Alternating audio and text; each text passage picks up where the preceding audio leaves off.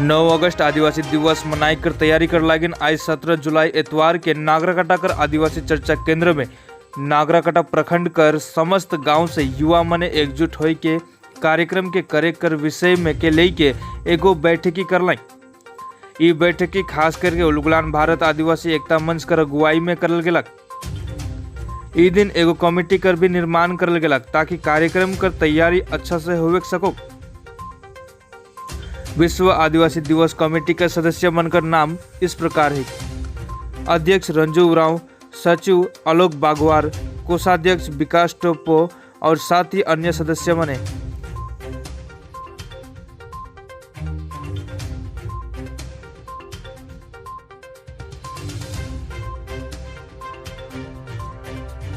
आज जे हमें नाटा कर 14-15 बगान और बस्ती मिला के जे हमें भाई दादा जितना बहन में से आई हमें आदिवासी चर्चा केंद्र में जाकर बैठी।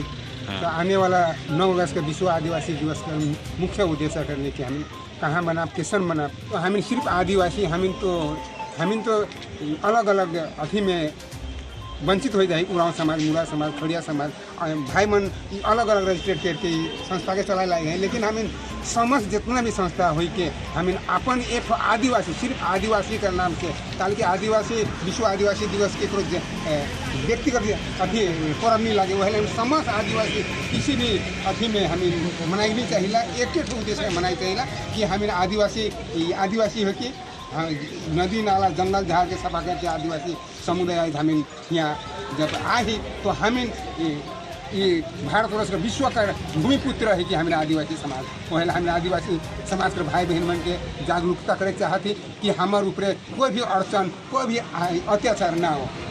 अच्छा, रौरे का नाम? मोर नाम रंजू उरांव नैसेली चाय बगान।